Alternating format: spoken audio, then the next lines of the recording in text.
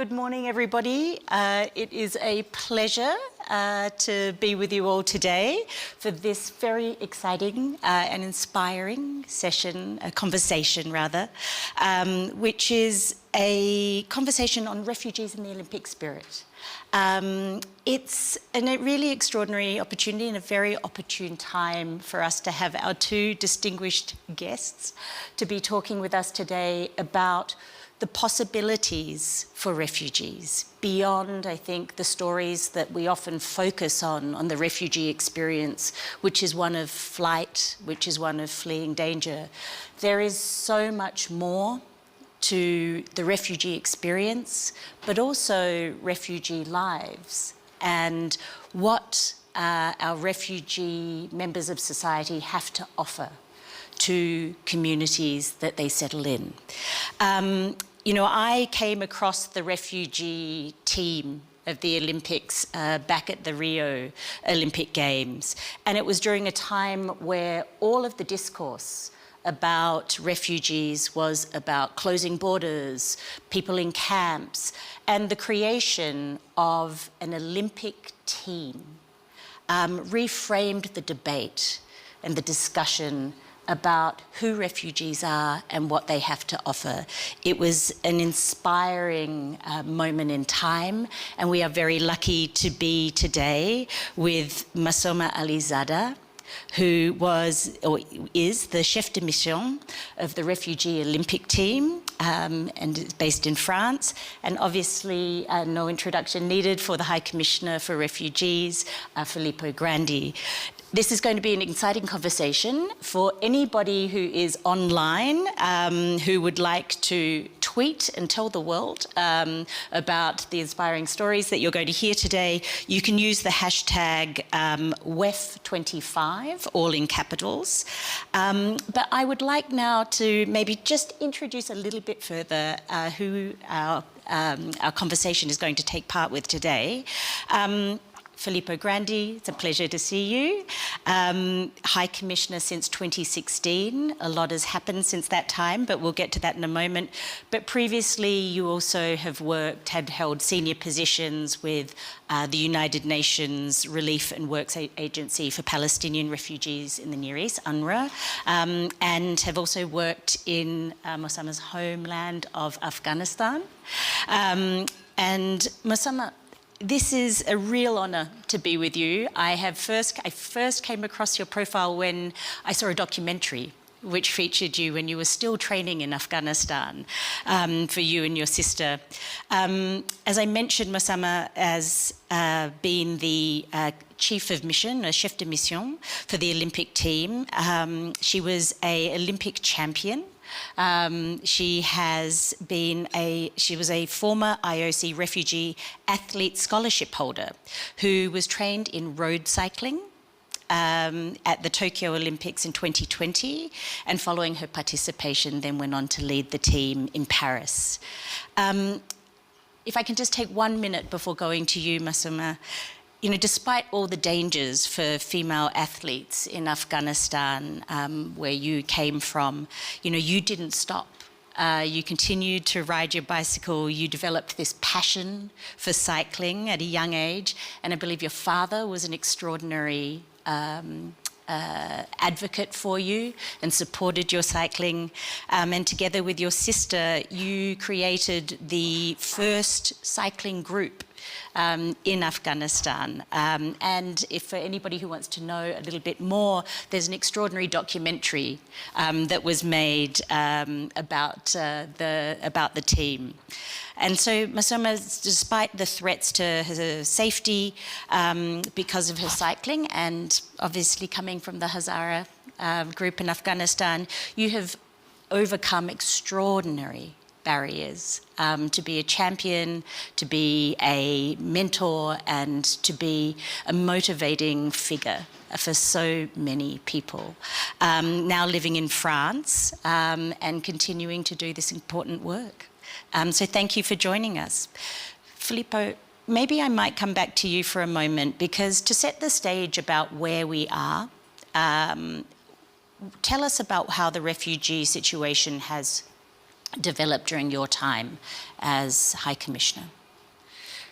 First of all, thank you very much for organizing this discussion, and very happy to see Massouma again. We were last together in Paris during the Olympics, and I just want to add one little thing to what you said about Massouma. Not only she's a champion of cyclists and many other things, but she's a formidable team leader, because she had to hold together a rather complex group of refugee athletes. I think 37 or 38, I can't remember. Yeah. Because the Paris, the team has grown from only 10, I think, in Rio, if I remember, and then Tokyo, and then Paris. So it's becoming quite a big initiative. And Massouma was the chef de mission, which means really that she was holding together the team and motivating them. So I've seen how much leadership she has beyond her sports skills. And this is really what this is all about, right? Refugees are refugees, unfortunately, but they can be leaders as well if they are given the possibility. So I just wanted to start with that note. Then, of course, the reality is tough, as you mentioned. And you are quite right that in 2016, when the International Olympic Committee had the idea of launching the Refugee Olympic team and asked UNHCR to support this initiative, which I was delighted to do. That was the beginning of my tenure as High Commissioner. The context was difficult, remember, was the time when refugees were streaming into Europe from the Middle East, and the refugee issue had become very central in the debate, and unfortunately very central also into the negative political debate. Stigmatization, marginalization, pushbacks started. That trend has not really ended. But, and in addition to that, the number of crises has multiplied because of so many conflicts around the world. The one thing that one should say is that that initiative, as you said, helped change the narrative, at least for some, and certainly helped put in place some instruments that we didn't have before. For example, through the Global Refugee Compact that was adopted by the United Nations in 2018, we have developed a lot of new tools with which we work with governments to include refugees. But sports is one of them and has remained a flagship inclusion initiative. And again, I think that what we have achieved, which is positive amidst so much negativity in the past 10, 8, 9 years, owes it also definitely to this very visible, very positive, very good initiative of the Refugee Olympic team. I couldn't agree more. I think that reframing of the debate and also the platform that it then creates. And Massouma, I wonder if you could tell us a little bit about what it was like as the first refugee to serve as the chef de mission for the Olympic team. You know, what have been the opportunities that you have seen to be able to advocate for refugees and globally displaced? Thank you so much for the question, and also what you said about me. I was really emotional about your words. Thank you so much for that. Yeah, it was such a privilege for me to be chef de mission, and thanks to Mr. President Thomas Bach to give me this chance and opportunity to advocate and to represent the refugees, Olympic refugee team, and all the refugees around the world. Yeah, for sure that it gave me the opportunity to participate in the events, to represent our team, Refugee Olympic team, and also to talk about the difficulties and the challenges that refugees have, but still they can dream to participate in the Olympic Games, and they have dare to dream, and they have courage to dream in the Olympic Games, and they work hard to arrive up to Olympic Games. Even they had a lot of challenges. They don't have the same opportunities as normal athletes, but still they dream and they work hard for their dreams. So for me, it was really important to represent them. They have their stories that can inspire the other refugees, that can give hope to other refugees that even we have a lot of obstacles, but we try to continue. We try to have dream and to work for it and to be positive for our host countries. So for me, it was really important to transfer all these messages to the other refugees and to the other people who think that refugee is not positive for their host countries. And I wanted to change this view of their thinking about the refugees. So it was a great opportunity for me to be chef de mission and to do all these works during the Olympic Games. I think that you definitely, we talk about the Olympic team reframing the discussion. I think that what you and the other athletes have done really has been very effective in showing us, the bravery and the ability for us to look at the potential of refugees. But what do you think audiences who are watching can do to support refugees more and refugee athletes? Yeah, I think the audience, when they see and watch the stories of refugees, how they work hard, how they have courage to dare to dream, and maybe some of them that they are not agree with the refugee, then can change their views. And also at the same time, for example, for myself, I had a French family who helped me a lot to arrive up to Olympic Games, to continue my studies. So they changed my life to integrate easily to the new society and to be positive for my host country. So I think it can give them an example that if all refugees have the same opportunity, they can do all big things. And we have to give them this opportunity. And unfortunately, I had an experience when I was in Iran that I didn't have an opportunity to go to school. I didn't have right to go to school. So I hope that all the refugees around the world, they have to access to the basic rights, to access to education, to work, and also to do a sport. So I think audience can help these refugees to support them and to provide the opportunities that they have to access to education, to do a sport, to work, and so we can help them and support them and provide the facilities and the opportunity for these refugees to achieve their dreams and to be positive for the host countries. I think that is a very clear call to action for anybody who's listening. It is true about, whether it's business or whether it's government, this ability, the power sits with people to take concrete action to create these opportunities, right? And look at what's possible. Maybe, Filippo, if I can come back to you a little bit, because you touched on this before, but how do you see UNHCR using sport to be able to promote inclusion and change the discourse?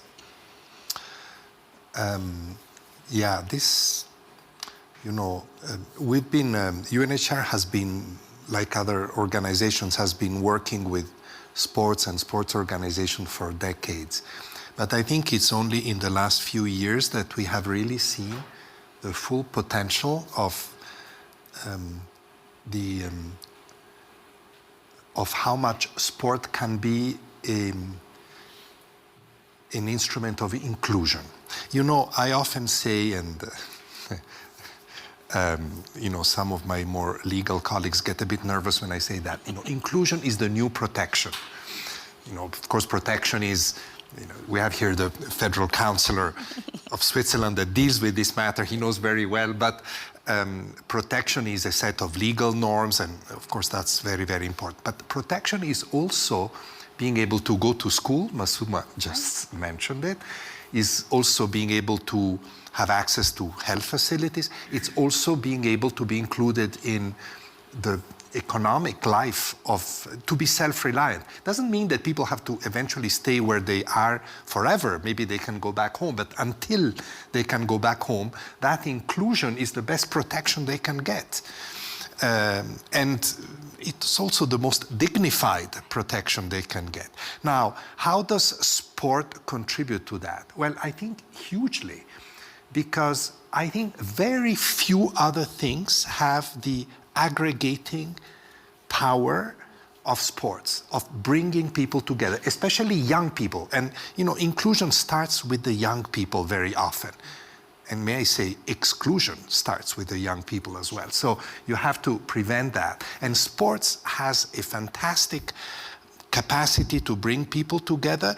We actually see sport as a means of inclusion, so people can be part of a community, refugees, but also we see sport as a very important bridge between communities hosting refugees and refugees themselves, which in many countries is a real issue. So social, it's an instrument of social cohesion, if you wish. And besides that, many other things. Sport is good for health, per se. Sport is good for mental health. Remember, many refugees, unfortunately, come from very traumatic experiences. They've seen violence, especially kids. They've seen violence, they've seen war, they've seen destruction. And being able to play and to play with other kids has an enormous mental health value. And then finally, sport is motivating, which is in the end perhaps one of its greatest assets for people practicing it. And especially people who may have lost that motivation because they had to leave so much behind. So these are all, it's quite an array of tools, or rather advantages, that sports carries, and we are trying to work in all these areas to maximize, to leverage the power of sports by way of inclusion, health, motivation, and so forth. And I think you raised something very important there. You list out all of the things that sport is good for when it comes to, supporting refugees in terms of making rich societies, what sport brings to mental health.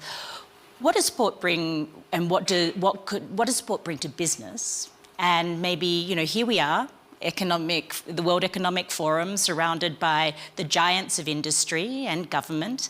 Where do you think that the private sector and business can play a role in supporting refugee sport?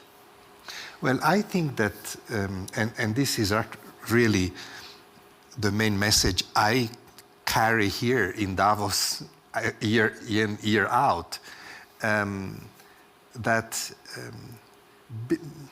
business has the same importance in promoting inclusion as governments. Governments, of course, they are the ones making policies and laws and enforcing law and order. So they have an important role, fundamental role. But business has many, many tools to also contribute to that inclusion. Employment being perhaps the most important. But I think that, so let me put it that way.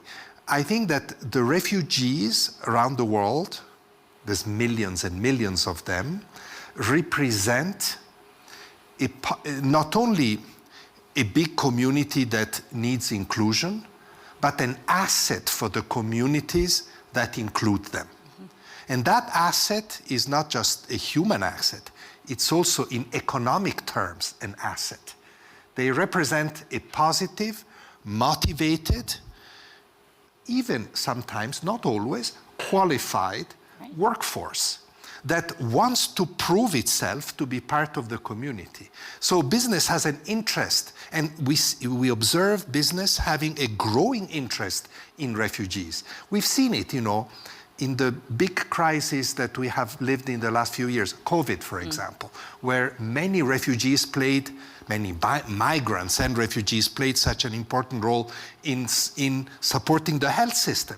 So you see, if refugees can make that contribution, including to the economy, I think that the business community has an interest in including them, and including them through sports is a good entry point. Let's put it that way. Then how to contribute? There's so many ways, in which business can contribute to that inclusion: financial contribution, helping with training, helping with equipment. And we've seen, the Olympic Committee, International Olympic Committee and UNHCR, well, together run a foundation called the Olympic Refuge Foundation, which promotes sports-related projects in refugee or displacement settings. And we've had contributions from business to support this fantastic initiative. And this is one way in which this can be contributed. That actually is a very good segue into, Masoma, maybe you could tell us a little bit, about what sort of a support was essential for you. Here you were, the first female cyclist from Afghanistan, was competing at a professional level. What was essential, or what do you think is essential to support refugee women to pursue their passions? I think I will not say just for women, because the need is for all. And unfortunately, where I live, I don't know any association or organization that works for refugees, that help refugees and for their learn courses. We always have to wait from the side of government. If for my parents, for example, since 7 years, they're always waiting for learning French. My father wanted to work, but unfortunately, as he can't speak French, he cannot find a work. So the refugees have to have facilities to learn the language, and also have the facility and opportunity to do the formation, to learn the new jobs, and so they can find a work. And even for the women, all the women, Afghan women, and all the refugees I know in my city, they're all sitting at home because there's no facilities for them to show their talent, to show their passion. Even for my brothers, they're all the example live in my family that they don't have access to play sport. Every weekend they wanted to play football with the other Afghan community, and they don't have any playground. Every time they use a playground, asking the people, and when they accept, it's just temporary. And they don't know for the next weekend they will accept us or no. So we see that there's no opportunity. In my own city, there's no opportunity for refugees, for women to show their talent, to improve their passion. So they're all sitting at home waiting for the help of government. What they will give, when they will give them French courses to learn French. And so I don't see anything, any organization, association. So we need more organization, association to work and help this refugee, to support them for improving their talent and to pursue their passion. So if we don't have any opportunity, how we can improve, how we can find it, and how we can use it for our career. So even for the refugee Olympic team, unfortunately, I know the athletes in this team, they work, they study, at the same time they prepare for the Olympic Games. They don't have enough sponsors as a normal athlete, so they have to worry about their future career. They have to study and work at the same time because they don't have enough money to participate in all the competitions. And even for participating in the competition, sometimes the international federation, they don't really support some international federation, not all of them. So we have to all the international federation have give facility to these athletes to participate in the Olympic Games. And also, unfortunately, we have travel document. And when we want to travel for the competition, every time we have to demand for visa. Yeah. It's long, sometimes it's impossible. For myself, I wanted to participate in athlete commissions last month to Abu Dhabi. But because of my travel document, United States don't give right to refugees to travel to Abu Dhabi, so I missed this commission. And it's the same for the refugee athletes. When they wanted to travel to different countries, they have a lot of difficulties for participating in the competition. And when we don't compete, how we can be well prepared for the competition, for the Olympic Games? So as I said, we don't have the same opportunity, we don't have the same facilities, but still, we have Olympic Games. We see that athletes participate in the Olympic Games with all the obstacles that they have in their journey.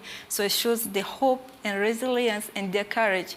Even we didn't win a lot of medals, but we won a medal with all these challenges that we had. So it's really important that we give access sport for all refugees. We have refugee Olympic team, but we need more Mr. President said that Refuge Olympic Foundation, they have a program, Terra d'Avenir, that allow refugees without any administration, without any paper to access to a sport. So we need more programs like this that allow refugees to do a sport, and even for the education and even for the works. I did a lot of studies since I arrived in France. And now, since last year that I finished my study, I'm searching for the work. I don't know what is the problem, why I cannot find a work.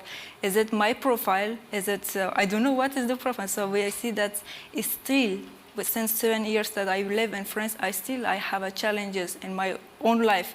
So all the refugees that they have the same opportunity as I had, there are still more in difficulties and challenges.